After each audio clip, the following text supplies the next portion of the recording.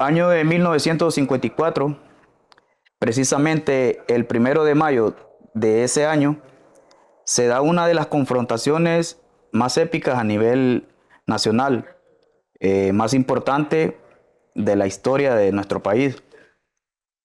Por un lado tenemos al sector empresarial extranjero coludido con el sector político y por otro lado tenemos al sector obrero laboral, donde el sector obrero laboral hace el primer borrador exigiendo sus garantías laborales. ¿Y cómo tenían que hacer para captar la atención de los empresarios y de los políticos? Tenían que buscar una forma donde ellos pudieran darse a conocer, pudieran ser escuchados. Entonces deciden hacer el paro nacional, deciden hacer la huelga. Y un poco de esto viene influenciado por lo que está sucediendo en Latinoamérica, por lo que está sucediendo con nuestro vecino Guatemala. Y se da esta gran confrontación exigiendo las garantías laborales. Pero para poder llevar estas garantías laborales, el sector laboral necesitaba un ente, necesitaba un movimiento que pudiera tipificar y que pudiera concretar esa garantía. Y es aquí donde nace el movimiento sindical hondureño. Pero para referirnos más y que nos dé un poco más de información sobre este movimiento, traemos a una persona, un invitado muy especial, amigo, conferencista, secretario general del sindicato de Citra en Sula, de la embotelladora de Sula, secretario de actas de la Federación de Trabajadores Nacional de Honduras, FECITRAN, licenciado en Pedagogía y un buen amigo y compañero de trabajo. Para mí es un gusto presentarle a Carlos Mario Quiroz. Carlos Mario, bienvenido. Placer, Kelvin, mucho gusto. Carlos Mario, haciendo énfasis sobre el movimiento sindical y a su perspectiva, a su opinión, ¿qué es el movimiento sindical? Bueno, para hablar del movimiento sindical, en Honduras hay que remontarnos a la historia, ¿verdad? Para hacer todo un panorama. ¿Por qué se formaron los sindicatos? ¿Debido a qué? Entonces hay que hablar un poco de historia. Y todo comienza con la Revolución Industrial en Inglaterra. De ahí pasó a Estados Unidos. Cuando usted habla de los mártires de Chicago, pues se refieren al mismo tema. ¿Qué peleaban ellos? ¿Qué discutían? Es lo mismo que en Inglaterra pasó en Estados Unidos y lo mismo pasó en Honduras cuando hablamos de la huelga. ¿Qué peleaba esta gente? La jornada de 8 horas, que en aquel tiempo se trabajaban 16, 18 hasta 20 horas por el mismo salario. Entonces una de las peleas era lograr trabajar a 8 horas, el pago de las horas extras, el pago doble de los domingos, de los feriados, los aumentos salariales, lógicamente. Hubo un buen entorno de trabajo, ¿verdad? Un buen ambiente de trabajo. Lo mismo que aquí se peleó en esa huelga, viene lográndose desde aquel entonces, ¿verdad? En Inglaterra, en Chicago, Estados Unidos. El movimiento sindical en Honduras. Año 1900, cuando vienen las bananeras, vienen las mineras, y entran al país y empiezan a trabajar. Con todo ese desorden de jornadas largas, el trabajador empezó a quejarse, a tratar de exigir mejoras, ¿verdad? En su entorno laboral. Por el año 1916, 17 al 1920, comienzan los primeros movimientos obreros. En aquel tiempo no habían sindicatos, habían gremios, les llamaban gremialistas, se organizaban en patronatos, en cualquier tipo de grupos para tratar de exigir sus derechos laborales. Siguió las bananeras, que de una u otra manera pues era una fuente de empleo, hay que agradecer eso, sí. Porque no todo fue malo. Llega la década del 50, donde ya realmente los trabajadores ya no aguantaban porque se estaba pisoteando prácticamente, ¿verdad?, al obrero. Varios personajes que en aquel tiempo se recuerdan, como Oscar Guel Varela, don Celio González, más acá Víctor Artiles. Hay varios personajes que organizaron, ¿verdad?, a los obreros y se hicieron acompañar de otras organizaciones que también se iban formando en otras empresas, y se llegó a ese dichoso día del 1 de mayo de 1954, donde se declara la huelga general de obreros, ¿verdad?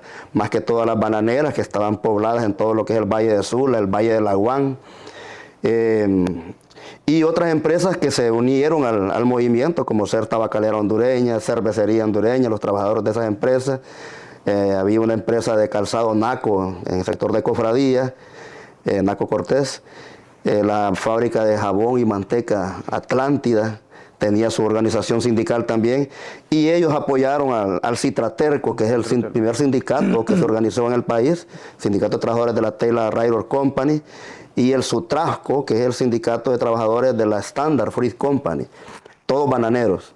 Entonces se organizaron y empezaron ya el movimiento obrero, y bueno, desde ese momento pues hasta la actualidad, gracias a Dios, pues se han ido formando más sindicatos, más federaciones, confederaciones, y tenemos lo que actualmente tenemos, ¿verdad? Un movimiento sindical de una u otra manera más fuerte, pues más sólido, porque ya existe la ley, ¿verdad? El Código del Trabajo permite que haya la libre sindicalización, la libre contratación colectiva, y todas esas leyes pues vinieron a facilitar de una u otra manera que los sindicatos hoy en día pues podamos funcionar, podamos trabajar de una mejor forma. Ok, Carlos Mario, a grandes rasgos y con esa breve introducción, un poco de historia. Y llegándonos a la actualidad, Carlos Mario, ¿existe algún tipo de corrupción fuerte dentro del movimiento, coludida, una corrupción que está estable normalmente hasta para futuro, podríamos decir? Sí, la verdad que como todo en el mundo, pues hay debilidades, ¿verdad? Hay amenazas, maneras de corregir, de mejorar y todo. En el sindicalismo, pues no es la excepción. Mire, actualmente, o durante la historia prácticamente, la Secretaría del Trabajo, y eso yo lo critico mucho, que los empleados de la Secretaría del Trabajo son bastante adultos, son bastante mayores. Si usted va al Ministerio del Trabajo, se va a encontrar con gente bastante mayor que de una u otra manera tienen resabios contra la organización sindical, que a pesar de que está estipulado en la ley, cuesta organizar un sindicato, por ejemplo. Entonces, ese es uno de los puntos más fuertes para tener el sindicalismo quizás una debilidad, porque quienes deberían de permitirnos, que es la ley, ¿verdad?, la ley laboral en el Ministerio del Trabajo, la Secretaría del Trabajo, de una u otra manera no nos permiten organizar sindicatos, ya que hay personajes que se ponen en contra, ¿verdad?, y de una u otra manera advierten al patrono de que un grupo de trabajadores se está organizando. Correcto. Y por ahí viene ya el hecho de no permitir los sindicatos en la empresa. Entonces, ¿qué es lo que hacen normalmente? Ya el patrono, sabiendo de que qué grupo está queriendo organizar un sindicato, viene la parte de la corrupción. Ofrecen dinero.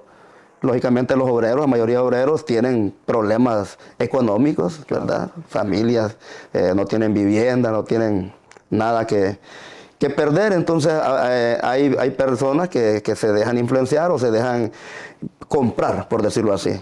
Entonces ese es el problema actual en el movimiento sindical.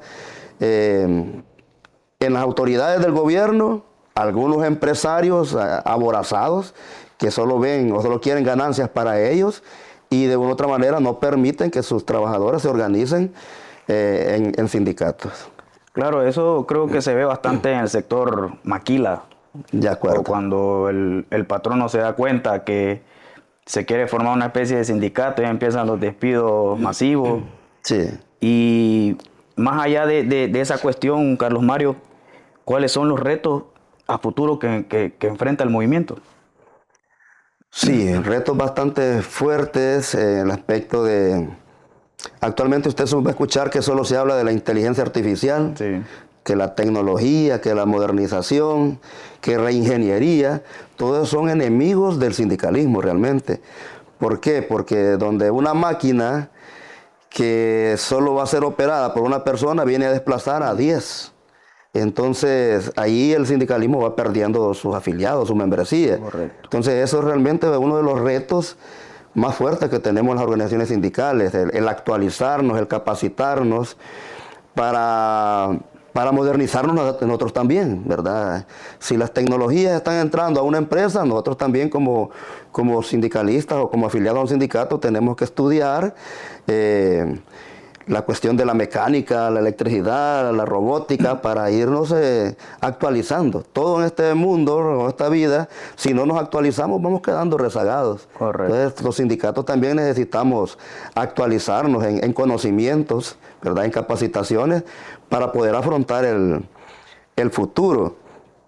Por ejemplo, una de las amenazas fuertes de las empresas en este país, por ejemplo, es amenazan al gobierno, por decirlo así, en no pagar impuestos. Por decirle, o sea, no nos cobren impuestos para seguir operando y dando empleo. Entonces viene el gobierno y está entre la espada y la pared. Por ejemplo, actualmente usted va a escuchar que hay una ley tributaria, está en debate en el Congreso Nacional. Es por eso que muchos empresarios llegan al país libres de pago de impuestos, pero y todos los demás sí pagamos impuestos. Correcto. Entonces, así como nosotros, como obreros, como campesinos, pagamos un impuesto, el empresario, que es el que más gana, debería también de pagar impuestos. Entonces, esas situaciones, pero ellos lo utilizan como, si nos están cobrando impuestos, nos vamos del país. Entonces, quedamos sin empleo. Entonces, realmente necesitamos empleo, pero necesitamos un empleo digno, salarios dignos. Sí. Entonces, esa es la mayor amenaza que tenemos en el caso de los empresarios, que amenazan de esa manera, ¿verdad? Y lo otro, lo que le menciono, la tecnología, la inteligencia artificial, eso realmente lo veo como una amenaza a futuro para el movimiento sindical. Sí, y a eso me viene la otra interrogante, Quiroz, porque es importante tener la cognitiva de lo que es el movimiento sindical Sí. o tener una percepción, por lo menos, de cuáles son mis derechos, cuáles son los derechos del patrono y cuáles son mis obligaciones del patrono. Y entonces, la interrogante es, Quiroz, ¿qué tan importante es que personas sindicalizadas o no sindicalizadas sepan del movimiento, sepan de las leyes sindicales o empaparse un poco de estas cuestiones? Sí, ahí corresponde a cada sindicato, ¿verdad? Cada sindicato que ya está organizado, capacitar a sus afiliados. Nosotros como Citransula, por ejemplo, pertenecemos a la FECITRAN, que es la Federación de Sindicatos de aquí del norte, donde se da capacitación. Se tiene un edificio que queda aquí por la salida al norte, donde era el peaje, se llama el IFES, Instituto de la FECITRAN para Estudios Sindicales. Ahí se capacita a nuestros afiliados.